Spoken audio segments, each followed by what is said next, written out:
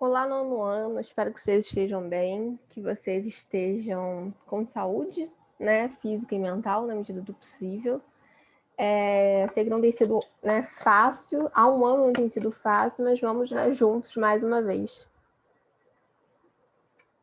Hoje a gente vai estudar um pouquinho sobre a Revolução Russa, que é um tema extremamente importante para, né, os nossos estudos do século XX, que a gente faz no nono ano e no terceiro ano do ensino médio, né?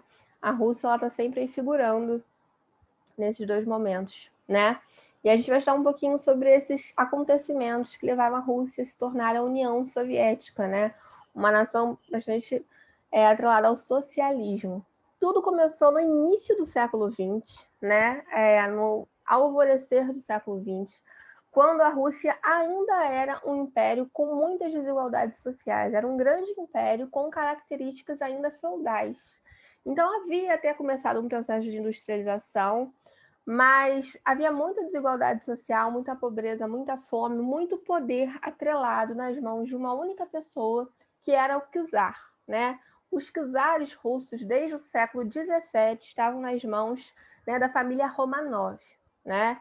Eles tinham muitos privilégios, eles eram proprietários de terras, de riquezas, de servos. Ele contava com o apoio da nobreza e do clero, a igreja, né, ortodoxa, católica ortodoxa da Rússia. Eles tinham praticamente tudo que eles queriam, né? Eles eram absolutistas, né? O poder absolutista dá total credibilidade ao seu monarca fazer o que ele quiser, né? Então, no caso, o czar, né, que é uma espécie de imperador em russo, ele tinha plenos poderes para fazer o que ele quisesse, né? Mas aos poucos, né, a população mais pobre, até mesmo o clero, o baixo clero, enfim, baixa burguesia, vai começar a questionar esse poder centralizado, esse poder excessivo nas mãos do czar. Vai começar a questionar porque a Rússia, em pleno século XX, está tão atrasada economicamente. E aí a sementinha da revolta começa a ser plantada, né? Além disso, a Rússia ela começa a tomar algumas decisões equivocadas, né? O czar começa a tomar umas decisões meio loucas, como entrar em guerras, né? Entre 1904 e 1905, a Rússia ela entra em confronto com o Japão pela disputa de um território que a gente chama de Manchúria. Ela perde essa guerra, e perder a guerra, gente, não é só o moral ficar baixo, não é só, né, a credibilidade, você perde homens, você perde dinheiro, você perde investimento, né? Você perde armamentos, né? Então não é só perder a guerra, né? E além disso, a Rússia ela entra na Primeira Guerra Mundial em 1914, né? Então havia muitas dívidas internas, muita miséria, fome, má distribuição de terras, um frio danado, e aí a Rússia me entra no intervalo de 10 anos em duas guerras, dois confrontos, né? Esses dois confrontos vão fazer com que a população russa fique na miséria, na penúria. E aí as tretas começam a ser consolidadas, né? As tretas começam a se consolidar. No finalzinho do século XIX, né, na virada mesmo, surge o Partido Operário Social Democrata Russo, né? Que era um partido para os operários, para os mais pobres, né? Para aqueles que pegavam, né, ali no batente todo dia, ganhando bem pouquinho. Não havia lei trabalhista na época, então o salário ele realmente era bem baixo, né? Surge esse partido, porém é um partido com muitas opiniões divergentes. Não era um partido homogêneo, né, com uma opinião única, forte. E as pessoas questionavam muito. Isso é muito comum, né? Não é porque as pessoas são todas operárias que elas vão pensar igual. Geralmente não. Geralmente, né, as pessoas vão pensar de maneiras bastante distintas. E é aí que surgem as tretas políticas, as brigas, enfim, né? Porque as pessoas não estão pensando igual, né? E esse partido ele vai ser dividido em dois, né? Os bolcheviques e os mencheviques. Os nomes são russos, né? Então eles não são tão facinhos assim de serem decorados. Os bolcheviques é uma palavra em russo que significa maioria, né? Então, era a maioria da população, eram os mais pobres e eram aqueles mais radicais que queriam implementar o socialismo e derrubar imediatamente o czar.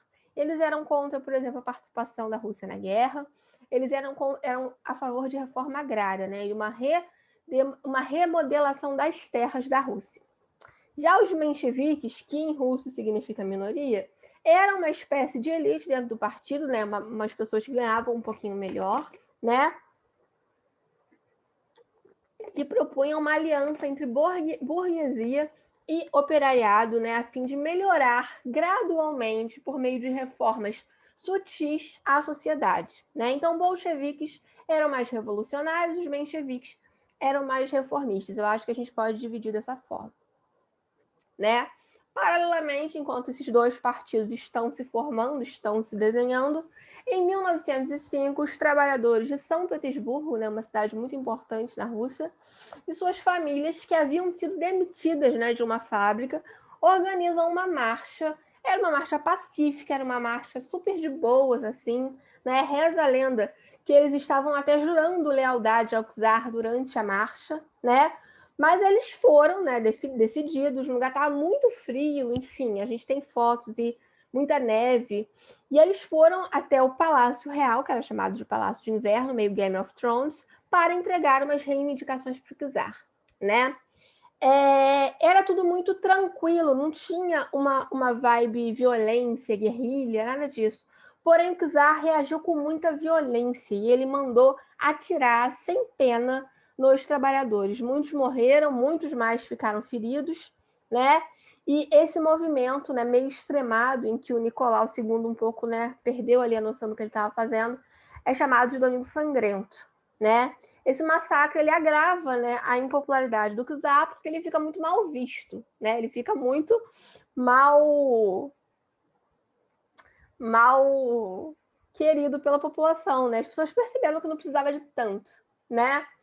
E aí, meio que para aliviar a situação, para tentar limpar o seu nome, né, vendo que as coisas não estavam muito boas, o Nicolau ele toma duas atitudes. A primeira é a organização de sovietes, que são espécies de sindicatos, né? Os trabalhadores se organizam, né, para pensar em melhorias coletivas para a sua causa, né? Paralelamente, ele elabora a promulgação de uma constituição, né, um documento ali com leis, e convoca eleições para o parlamento, que não vinham sendo convocadas há tempos, né? Ele dá a ideia de que ele está estabelecendo uma monarquia constitucional, que ele está abrindo mão, né, dos seus poderes absolutistas e que, olha só, ele é moderno, ele é um homem moderno, ele sabe que as coisas não estão bem, né? As medidas, elas acalmam a população num curto período de tempo, porém passam-se os meses, passam-se os anos e percebe-se que na prática nada mudou, que a Duma, que era o parlamento, ela estava totalmente submetida ao czar. Então, apesar de ter sido criado um parlamento, o czar fazia o que ele bem queria, né? Então, assim, foi meio que o tiro saiu pela culatra, né? E aí a gente tem o princípio do fim e o princípio da revolução. A revolução ela é dividida em três fases, se você for considerar a guerra civil, né? Mas a primeira é chamada de Revolução de Fevereiro, né? Que ocorreu em fevereiro, né? A Rússia ela entrou na guerra, ela estava perdendo a guerra, ela não tinha controle sobre a guerra, ela não tinha condições de participar daquela situação, de enviar armamentos, pessoas, roupas, comida para aqueles soldados. Então, a situação da guerra complica muito a figura do Nicolau e ele renuncia. Né? Ele renuncia, ele fala, tudo bem, vou sair, realmente não deu, beijo, bênção, fica para o próximo. Tchau, vou viver minha vida. Ele tinha muitos filhos, vou criar meus filhos. Ele tinha muitas filhas, né, na verdade. Vou criar aqui meu rebanho, né, vou ser pai, enfim. Ele tinha dinheiro guardado, né? Ele não renunciou e ficou pobre, né? Então, para ele estaria tudo bem, né? E aí, quando ele renuncia, um príncipe chamado Lvov, ele assume o governo provisório, né? Porém, ele era muito parecido ali com o Nicolau, ele bebia da mesma água do Nicolau, ele era príncipe, fala sério. E aí, meses depois, o Lvov ele é derrubado pelo Kerensky, né? Ele era um político moderado, ele tinha apoio dos mencheviques, né? E ele começou a tomar medidas cautelosas. A Rússia, por exemplo, continuou na guerra, não houve reforma agrária, não houve estatização de nenhuma fábrica, as coisas ficaram meio parecidas como estavam, né? Então, mesmo Kerensky, ele não foi o bastante para resolver a crise social, política e econômica que assolava a Rússia, né? E aí, a Revolução de Fevereiro dá lugar à segunda fase desse movimento, que é a fase mais radical, que é a Revolução de Outubro, né?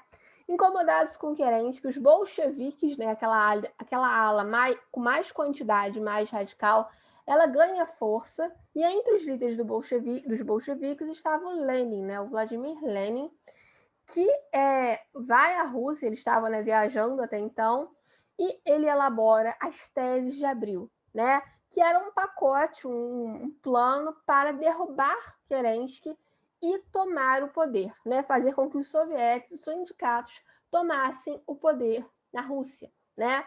E uma vez que os soviéticos tomassem o poder, o capitalismo seria rompido na Rússia. Ele é bem sucedido nesse primeiro momento. Lenin consegue com que Kerensky saia do poder e ele faz um monte de medidas ultra-revolucionárias e radicais, né?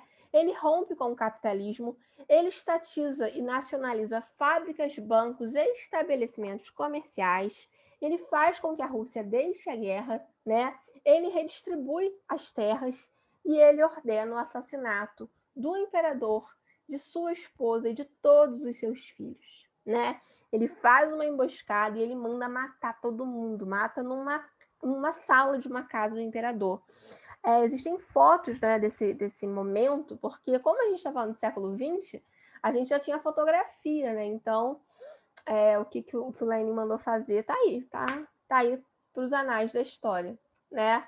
Então, ele deu início, de fato, né, a um processo mais radical de revolução. E se a gente for falar de uma terceira fase, né, se a gente achar que é prudente, a gente pode falar da Guerra Civil, né? Que o que acontece? Para os mencheviques, as medidas do Lenin eram muito radicais, eram muito extremadas, ele estava, né, fazendo muita coisa. Então, há uma tentativa de aplacar, de tirar o Lenin do poder para que os mencheviques voltassem. O Lenin, né, ele chamava o seu exército de Exército Vermelho. E os mencheviques, para dar uma sensação de paz, de calmaria, chamavam o seu exército de Exército Branco. Então, houve essa treta entre esses dois grupos entre 1918 e 1921. Em 21, o Exército Vermelho vence de vez o russo, e aí Lenin dá continuidade ao seu projeto de desenvolvimento, né? Só que uma vez que ele tem pleno poder, o Lenin percebe que talvez ele precise implementar algumas ideias capitalistas em seu ideal socialista, comunista, né? E aí ele implementa a nova política econômica, que é chamada de NEP, porque a gente fala em inglês, aí fica New Economic Policy, em que a Rússia ela tomaria algumas pequenas atitudes capitalistas para, né, o seu plano de desenvolvimento. No entanto, em 24, né, ele era um ser humano, Lenin morre, né, ele fica doente, morre e assume, né, o seu sucessor, Joseph Stalin. Na verdade, há uma treta aí entre o Trotsky e o Stalin sobre quem vai assumir, né, eles não se davam muito. E aí o Trotsky queria a expansão do socialismo para todo o mundo, ele queria que todo mundo ficasse socialista. E o Stalin não, o Stalin ele queria que a Rússia ficasse socialista por um bom tempo, que a União Soviética se consolidasse e depois isso se estendesse para o mundo. Essa treta se perdurou por um tempo, o Stalin foi vencedor, o Trotsky foi exilado. Isso vai ser muito comum no governo de Stalin, os expurgos, né? Se você fosse considerado traidor, se você fosse considerado capitalista, inimigo da nação, você era, né, expulso. Se você não fosse assassinado, que era também muito comum. Não foi o caso ali do Trotsky nesse momento, mas era muito comum, tá? Então, assim, Stalin assume, ele substitui a NEP pelo plano quinquenal, né? Que seria uma aceleração econômica num prazo de 5 anos, né? Ele desenvolve principalmente a indústria, mas também a agricultura, e com o Stalin, né, na figura de Stalin, que o autoritarismo da União Soviética atinge o seu ápice. É o Stalin que vai comandar a União Soviética na Segunda Guerra Mundial, então ele fica bastante tempo no poder, né? A Segunda Guerra Mundial começa em 39, né? Então, é bastante interessante. É bastante conteúdo, são muitas fases, reviravoltas, eu sei que pode ser um pouquinho, né? cansativo. Então, acho que exercício vai fazer a gente fixar melhor o conteúdo, fazer com que, né, fique tudo mais apurado na nossa mente. Bora que vamos?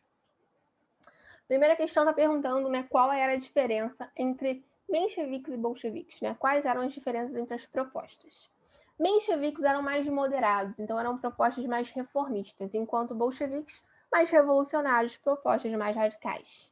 Mencheviques queriam, por exemplo, que a Rússia permanecesse na guerra. Bolcheviques tiraram a Rússia da guerra. Mencheviques jamais assassinariam os Romanov. Bolcheviques mandaram matar os Romanov, né? Então, são alguns exemplos aí de propostas, né? Mencheviques não queriam estatizar todos os meios de produção. Bolcheviques estatizaram todos os meios de produção, né? Então, são aí algumas pequenas diferenças. Qual era, na questão 2, o significado do lema paz, terra e pão para bolcheviques? Era um lema que eles falavam muito, né, quando eles gritavam palavras de ordem. Paz, porque queriam que a Rússia saísse da guerra, da Primeira Guerra Mundial. Terra, porque eles queriam reforma agrária. A reforma agrária nada mais é do que você pegar todas as terras, né, improdutivas, mas que podem ser produzidas, e você redistribuir essas terras entre os trabalhadores. E pão, né, porque eles queriam acelerar a agricultura, né, acelerar a economia para ninguém morrer de fome e para a economia bombar, né? Se fazia 2 em 1. Então, paz, terra e pão, por isso. É um lema que eles falavam muito, tem muito em cartazes. É porque a Rússia tem um alfabeto próprio, né? Então a gente lê em russo não é tão simples, né? Mas é interessante. E aí a gente vai para uma de múltipla escolha, que eu acho que é importante, porque ano que vem, né, ensino médio, então a gente tem que saber fazer questões de múltipla escolha aí, né? Tem que saber ler questões de múltipla escolha, né? Ver as pegadinhas, enfim. A Revolução de Fevereiro de 17, aquela primeira etapa ali da Revolução, que era a Revolução Menchevique ainda, pode ser caracterizada como A. Uma luta encabeçada por Lenin para estabelecer um Estado soviético. Se você não tivesse acabado de ouvir tudo que eu falei, você poderia ter marcado essa. Porque dá realmente a sensação de que Lenin, né, é o cara da Revolução Russa, ele deu início ao movimento. Porém, a Revolução de Fevereiro é a revolução moderada dos mencheviques, né? Foi quando o Lvov e o Kerensky assumiram, né? E o Romanov se renunciou do cargo, ele retirou do cargo. Então, não teve assassinato, não teve Lenin nesse momento. Então, A está errado. A B fala que é uma reação da Igreja Ortodoxa contra a prepotência de Rasputin. Rasputin era uma espécie de curandeiro, de bruxo, de místico, que estava ali em volta da família real. A família real tinha muitos, família real russa, né, os Romanov. Eles tinham problemas de saúde. Um dos filhos do Nicolau tinha problema com sangue, tinha doenças ligadas ao sangue, então ele fazia muitas magias ali e muitas oferendas para que os Romanov se mantivessem sadios. Então ele era uma figura extremamente polêmica, ele era muito alto, muito barbudo e diferentão, e ele tinha muitas amantes, tinha uma história super polêmica.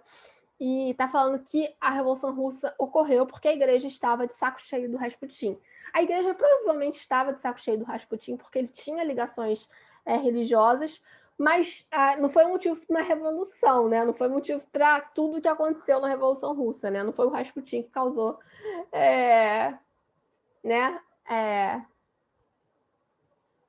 não foi o que causou a revolução. Então a Bia está errada, né? E acho que essa seria menos confundível, assim, porque primeiro, se a pessoa conhece, né, quem é o Rasputin, se a pessoa conhece um pouquinho de Revolução Russa, ela não marcaria, né? Segundo, eu acho que se ela não soubesse, talvez ela iria na do Lenin. Então a B não. A C que diz que é um conflito rural a fim de apoiar mujiques. Mujik é camponês em russo, né? Havia sim o interesse dos mujicos, mas principalmente na fase de outubro. A fase mais moderada, ela não era assim tão preocupada com camponeses, né? Com aquele pobre camponês que ganha uma miséria. Enfim, acho que não faz muito sentido. Vamos para D. Um movimento de caráter burguês com o objetivo de depor Nicolau II. Tá maravilhosa esta, né? A D, gente, ela tá muito boa, porque a fase a fase de fevereiro era um movimento essencialmente burguês, né? Quem assume é um príncipe, depois um cara da elite também, querente, né? E eles queriam depor o Nicolau, queria que Nicolau, né, saísse do trono, ele sai, né? E para eles estava muito bom, para eles podia inclusive continuar assim, né? É porque os bolcheviques não aceitam, né? Então a D tá muito boa. A E diz que tem a ver com as ideias anarquistas de Bakunin, porém a Revolução Russa ela não era anarquista, ela era comunista, socialista, né? Inspirada em Karl Marx, não em Bakunin. Então a E tá errada, porque erraram aí no filósofo, mas era sim um movimento intelectual, principalmente na fase de outubro, tá? De fevereiro não era assim tão ligada ao Karl Marx. Boa essa questão, né, de múltipla escolha. Bora para 4. A 4 é aquela pegadinha do que é incorreto, né? Então, assim, preste atenção no que está errado, né? A Revolução de Fevereiro permitiu a chegada dos sovietes ao poder. Sovietes são espécies de sindicatos, geralmente pessoas mais pobres. Vocês acham mesmo que a Revolução de Fevereiro, burguesa, permitiu a chegada de sovietes? Vamos ver as outras. A Revolução de Outubro foi marcada pela execução do czar e da sua família. Tá certinho, não tá incorreto. Então a B tá certa, não é ela. C. A atuação do país na Primeira Guerra aumentou os problemas internos, como a fome. Tá certo, né? Então não é ela. D. O comunismo de guerra estabeleceu rígido controle sobre a produção e o consumo. Tá certo também, né? Principalmente depois de Lenin e Stalin consolidarem a União Soviética. Nos resta a letra A como errada, né? Mas de fato ela tá bem errada, né? Porque os soviéticos eles chegam ao poder mesmo ali só em outubro, né? Fevereiro é a fase mais moderada da revolução. Tudo bem? A próxima tem um textinho de um historiador bem famoso, que é o Eric Hobsbawm, e ele diz que a Rússia czarista estava madura para a revolução. Merecia muitíssimo uma revolução. E, na verdade, essa revolução certamente derrubaria o czarismo. Já fora aceito por todo observador sensato do panorama mundial desde a década de 1870, né? E aí, na A, né, na 5A, está perguntando a situação econômica da Rússia antes do processo revolucionário de 17, antes de qualquer processo revolucionário, né? A situação econômica da Rússia era uma situação ruim, né? A Rússia ela ainda era feudal, ela não havia se industrializado plenamente, ela vivia em crise econômica, né? Em fome, em miséria, então era uma situação muito triste, muito pesada, muito ruim. Acho que a 5A pode ser respondida assim, né? Era uma situação caótica, catastrófica, né? Tanto que teve uma revolução, né, gente? Senão não seria para tanto. E a B, ela pede um levante, né, para a gente identificar e explicar um levante que antecedeu a Revolução Russa. Esse levante que a questão está falando, eu vou voltar aqui para a gente chegar nele.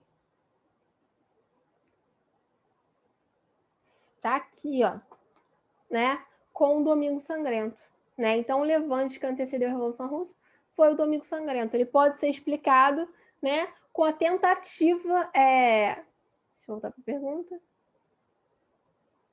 com a tentativa dos camponeses e operários de pedir algumas reivindicações para o czar, né? Mas eles acabaram sendo mortos ou feridos, né? Então, o levante, na verdade, foi culpa do czar, né? Porque eles queriam apenas entregar um papel com reivindicações para o czar e o czar, né, mandou atirar, mandou matar todo mundo, uma coisa bem pesada. A 6, ela tem também um textinho pequeno sobre bolcheviques e mencheviques, né? O Partido Operário Social Democrata foi organizado formalmente em 1903 em um congresso em Londres. Lá, o movimento imediatamente dividiu-se em duas facções, uma liderada por Martov, apelidado de menchevique, e outra por Lenin, que se chamava de bolchevique. Divergências políticas que existiam entre os dois, né? Bolcheviques eram mais revolucionários, né? Mais ligados ao socialismo revolucionário. Mencheviques eram mais moderados, eles queriam reformas moderadas, né? Dentro de uma lógica até mesmo do capitalismo, né? Então essa é a principal ali divergência, né? O que fez com que eles não conseguissem conviver, água e óleo. B, porque os bolcheviques derrubaram o governo provisório menchevique de 17, de fevereiro de 17, né?